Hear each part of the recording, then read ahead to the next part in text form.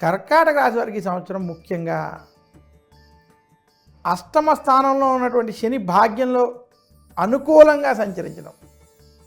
ఇక కర్కాటక రాశి వారికి అష్టమంలో రాహు, వాక్ స్థానంలో కేతు యొక్క సంచారం. ఇంకా కర్కాటక రాశి వారికి వ్యయ స్థానంలో బృహస్పతి ప్రతికూలంగా సంచరించడం చేత కర్కాటక రాశికి ఈ సంవత్సరం అంత అనుకూలంగా లేదు.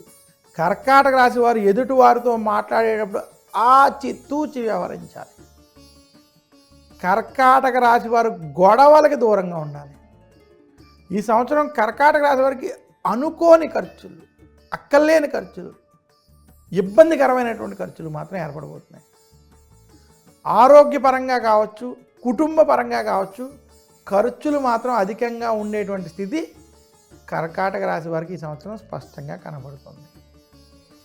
కర్కాటక రాశి వారికి ఈ సంవత్సరం ముఖ్యంగా నిరుద్యోగులకి ఉద్యోగ ప్రయత్నాలు కొంచెం ఇబ్బందికరంగా ఉండడం, ఉద్యోగస్తులకు ఉద్యోగంలో రాజకీయ ఒత్తిళ్ళు వంటి ఉండేటువంటి స్థితి కనబడుతుంది. కర్కాటక రాశి వ్యాపారస్తులకి ఖర్చులతో కూడుకున్నటువంటి వ్యాపారం, ఖర్చులు అధికంగా అవడం, రావాల్సిన ధనం సమయానికి చేతికి రాలేనటువంటి స్థితి కనబడుతుంది. కర్కాటక రాశి రైతాంగం, సినీ రంగం, మీడియా రంగం వంటి రంగాల్లో ఉన్నటువంటి వారికి ఈ సంవత్సరం మధ్యస్థ ఫలితాలు ఉన్నాయి. మొత్తం మీద కర్కాటక రాశి వారికి ఈ సంవత్సరం వ్యయస్థానంలో ఉన్నటువంటి గురువుని ప్రభావం చేత ఖర్చులు అధికంగా, వాక్ స్థానంలో ఉన్నటువంటి కేతు ప్రభావం చేత కొంత గొడవలు అధికంగా, అష్టమ స్థానంలో రాహు ప్రభావం వల్ల కుటుంబంలో కానీ మీ సొంత ఆరోగ్య విషయాల్లో ఆరోగ్యపరంగా జాగ్రత్తలు వహించాలి.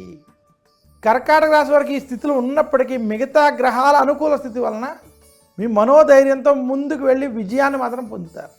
కర్కాటక రాశి వారికి ఈ సంవత్సరంలో మొదటి 4 నెలలు ఆరోగ్యపరంగా, ఆఖరి 4 నెలలు ధనపరంగా మాత్రం జాగ్రత్తలు స్పష్టంగా తీసుకోమని సూచిస్తూ, కర్కాటక రాశి విద్యార్థులకి ఇది మధ్యస్థ సమయం.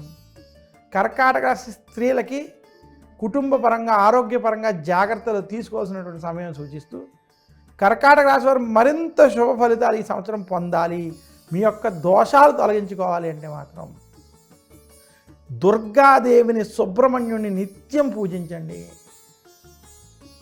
మంగళవారం రోజు విఘ్నేశ్వరుణ్ణి, సుబ్రహ్మణ్యుని పూజించడం, శనివారం రోజు దుర్గాదేవిని, సుబ్రహ్మణ్యుని పూజించడం, అలాగే కర్కాటక రాశి వారు ముఖ్యంగా దక్షిణామూర్తిని, దత్తాత్రేయుడిని పూజించడం, గురువారం రోజు దక్షిణామూర్తి స్తోత్రాన్ని నిత్యం పారాయణం చేయడం చేత మరింత శుభ ఫలితాలు పొందుతారు.